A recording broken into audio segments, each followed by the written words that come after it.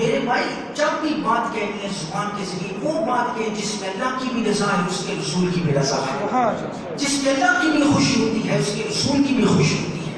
وہ بات کہیں جو قرآن و حدیث کے عین مطابق ہو، وہ بات نہ کریں جس میں اللہ کی ناراضگی ہو، جس میں رسول کی ناراضگی ہو۔ حضرت ابو سعید خدری رضی اللہ عنہ سے روایت ہے، فرماتے ہیں جب انسان صبح کرتا ہے نا، صبح اٹھتا ہے تو سارے اعضاء جو ہوتے ہیں زبان کی خوشامد کرتے ہیں، سارے اعضاء، ہاتھ، پاؤں، کان، آنکھیں، سارے اعضاء انسان کے زبان کی خوشامد کرتے ہیں، زبان کی تعریف کرتے ہیں، بھائی تو بڑی پیاری ہے، تو بڑی پیاری ہے، زبان کی چاپلوسی کرتے ہیں، زبان کو خوشامد کہتے ہیں۔ اور کیا کہتے ہیں سارے اعضاء جسم کے زبان کو کیا کہتے ہیں؟ نبی پاک علیہ السلام نے شان فرمایا، کہتے ہیں اتقی اللہ، ہمارے بارے میں اللہ سے ڈر۔ زبان کو کہتے ہیں سارے اعضاء جسم کے، زبان سے کہتے ہیں اتقی اللہ، ہمارے بارے میں اللہ سے ڈر۔ اگر تو سیدھی رہی تو ہم سیدھے ہیں، استقمنا، ہم سیدھے ہیں۔ اگر تو سیدھی ہے تو ہم سیدھے، اے زبان اگر تو سیدھی ہے تو ہم سیدھے، اگر تو جو ٹھیک ہے تو ہم سارے کے سارے ٹھیک ہیں، اگر تو درست ہے تو ہم سب کے سب درست ہیں، اور اگر تو ٹیڑھی ہو گئی، اگر زبان، سارے اعضاء زبان کو کہتے ہیں اگر تو ٹیڑھی ہو گئی تو ہم سب کے سب ٹیڑھے ہو جائیں گے، ہم سب کے سب ٹیڑھے ہو جائیں گے۔ یعنی اگر جرم تو کرے گی زبان، سارے اعضاء کہنے کا مطلب کیا تھا صاحب؟ اگر جرم تو کرے گی سزا ہم سب کو بھگتنا پڑے گی۔ ہوتا کیا ہے کہ اولاد جرم کرتی ہے نا تو سزا والدین کو بھگتنا پڑتی ہے، ایسے ہی ہوتا ہے معاشرے۔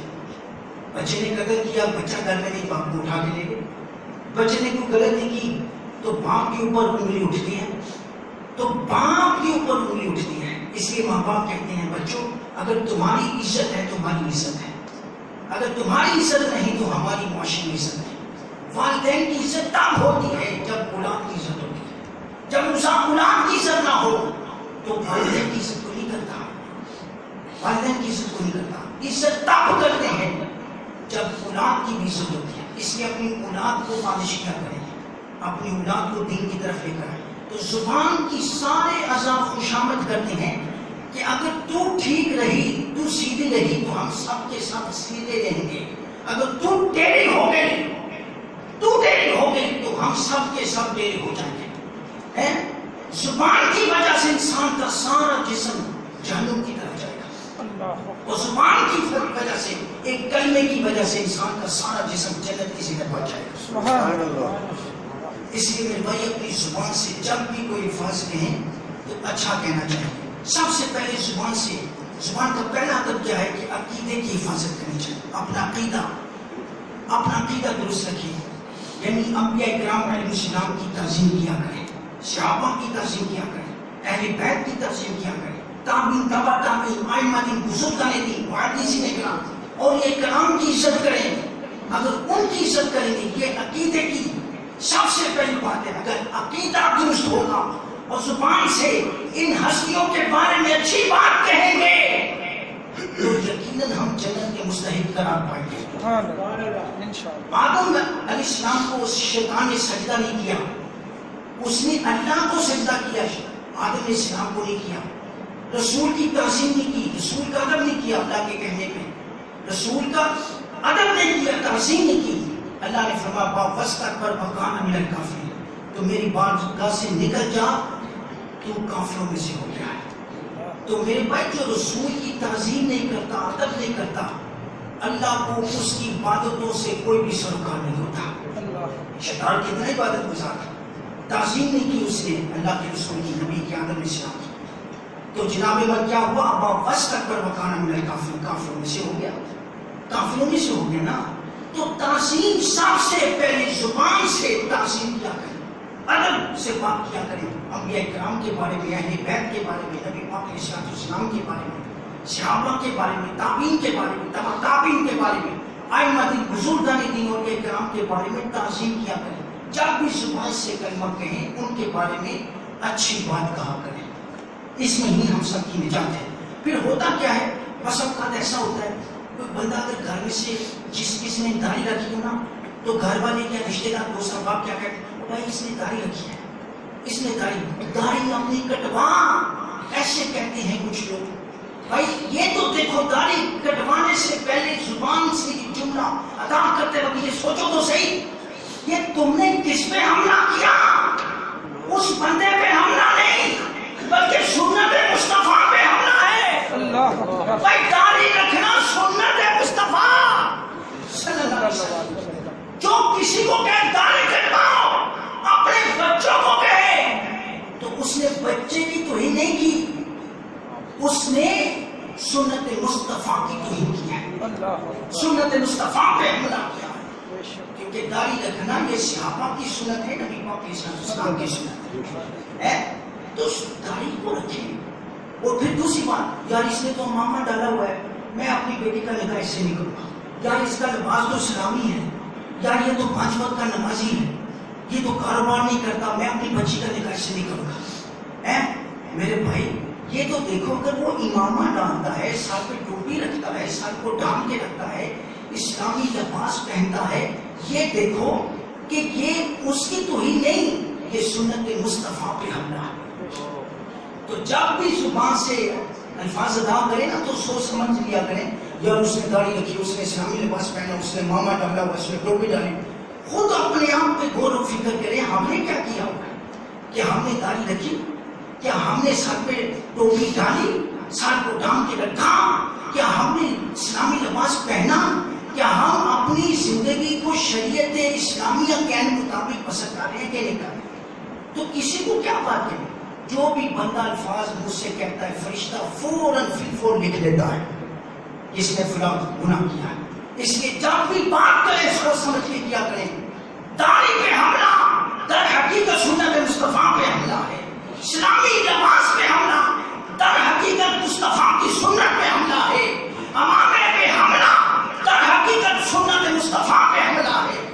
اس لیے سنت مصطفیٰ کی پیروی کیا کریں اور سوچ سمجھ کے بولا کریں، مقبول للناس حسنا، اچھی بات لوگوں سے کیا کریں۔ اور پھر یاد رکھیں دوسرا ادب زبان کا کیا ہے، زبان کو جھوٹ سے پاک رکھیں، زبان کو جھوٹ سے پاک رکھیں۔ حدیث پاک میں آتا ہے کہ جب بندہ جھوٹ بولتا ہے نا، تو فرشتہ اس سے 1 میل دور چلا جاتا ہے۔ اللہ کیوں چلا جاتا ہے؟ کیونکہ اس کے جھوٹ کی بدبو کی وجہ سے اسے ایسی گن آتی ہے، بدبو آتی ہے، فرشتہ بھی اس بندے سے، جو بندہ جھوٹ بولتا ہے، اسے 1 میل دور چلا جاتا ہے۔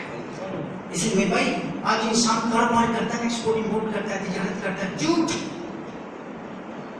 دکان پہ جا جھوٹ، ریڑھی والے کے پاس جا جھوٹ، یار اتنے ہیں، بڑے اچھے ہیں، بڑے اچھے ہیں، گھر آ کے دیکھتے ہیں تو سارے کے سارے سیب دھاگی ہوتے ہیں، سارے کے سارے آم دھاگی ہوتے ہیں۔ میرے بھائی جھوٹ بول کے پیسے کمانا یہ کہاں کی انسانیت ہے؟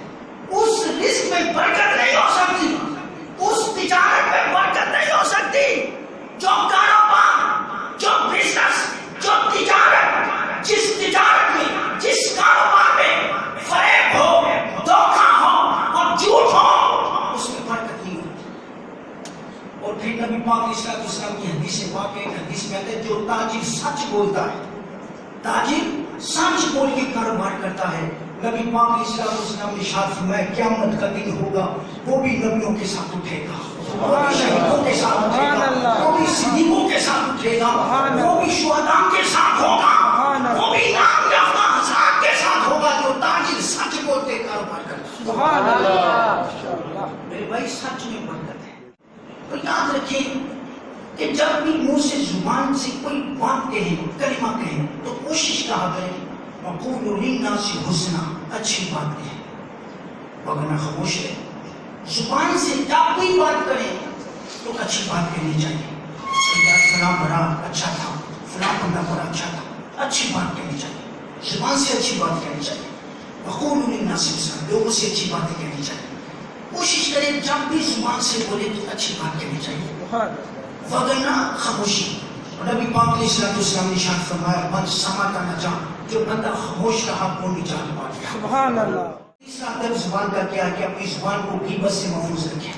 فلاں فلاں کی غیبت، فلاں فلاں فلاں فلاں ایسا، فلاں فلاں ایسا. حضرت ماعز اسلمی ایک صحابی تھے، انہوں نے بدکاری کر لی، شادی شدہ تھے، بدکاری کر لی، زنا جیسے بدکاری کر لی. تو نبی پاک علیہ السلام کی بارگاہ میں حضرت ماعز رضی اللہ تعالیٰ عنہ کہنے لگے یا رسول اللہ میں نے بدکاری کی ہے، گناہ ہو گیا، مجھے سزا دے، مجھ پر ہاتھ کرنا. وہ لوگ تھے میرے بھائی، دیکھیے گناہ ہوتا تھا آگے اقرار کرتے تھے، اقرار کرتے تھے صرف اس لیے کہ دنیا میں سزا مل جائے آخرت میں نہ ملے، صرف اس لیے آخرت کے ڈر سے، اللہ کے ڈر سے. خوف خدا تھا ان لوگوں کے اندر. صحابہ رسول کے ماعز کہتے ہیں یا رسول اللہ صلی اللہ علیہ وسلم گناہ ہو گیا، بدکاری کر دی، مجھ پر حد قائم کر دیجیے. نبی پاک علیہ السلام نے فرمایا کیا مجھ سے گناہ ہو گیا بدکاری؟ آپ نے فرمایا اس کو رجم کیا جائے، اس کو پتھر مارے گئے، سنسار کیا گیا، خون و خون ہو گئے، یہاں تک کہ ان کی روح کف سے ایسے پرواز کر گئے. تو صحابی جب ان کی روح کف سے ایسے پرواز کر گئی تو صحابی واپس آ گئے، کہنے لگے ماعز کتنا بولا بالا تھا، بولا بالا ہے، آپ نے گناہ کا اقرار کر لیا، خاموش رہتا تو جان بچ جاتی، بھائی خاموش رہتا جان بچ جاتی. لیکن نبی پاک علیہ السلام کے سامنے اپنا اقرار کر لیا. حضور آگے جا رہے تھے، دونوں صحابہ کی گفتگو کو سماعت کر لیا. حضور نے پوچھا، پھر آگے گئے، ایک قدم مرا ہوا تھا. حضور نے پوچھا فلاں فلاں فلاں فلاں کون کہاں ہے؟ انہوں نے کہا ہم جہاں جنہوں نے کہا تھا حضرت ماعز کے بارے میں کتنے بولے والے ہیں، اپنے گناہ کا اعتراف کر لیا، خاموش رہتے تو بچت ہو جاتی. تو نبی پاک علیہ السلام نے شرط فرمایا اس گدھے کو کھاؤ، اس گدھے کو کھاؤ. ان دونوں صحابہ کو کہا گدھے کو کھاؤ، اس سے بدبو آ رہی تھی، اس گدھے سے مرا ہوا تھا، گن آ رہی تھی. کہنے لگے یا رسول اللہ آپ نے تو فرمایا تھا گدھا حرام ہے، ہم وہ چیز کیوں کھائیں جو حرام ہے؟ حضور نے فرمایا پھر وہ کام کیوں کرتے ہو جو دین اسلام میں حرام ہے، کی بات کیوں کی تھی؟ اللہ میرے ماعز کے بارے میں کیوں کہا تھا؟ ارے ماعز نے اپنے گناہوں کا اعتراف کیا، اسے رجم کیا گیا، پتھر مارے گئے، اس کی روح کف سے پرواز کر گئی. اللہ نے اس کی توبہ کو ایسے قبول کیا، رب کعبہ کی قسم میں اپنے ماعز کو دیکھ رہا ہوں کہ وہ جنت کی نہروں میں غسل کر رہا ہے. سبحان اللہ، ایسی توبہ قبول کی ہے، اپنے گناہوں کا اعتراف کر کے ایسی توبہ کی ہے کہ رب کعبہ کی قسم میں اپنے صحابی ماعز کو جنت کی نہروں میں دیکھ رہا ہوں، وہ جنت کی نہروں میں غسل کر کے بالکل پاک و صاف ہو. سبحان اللہ.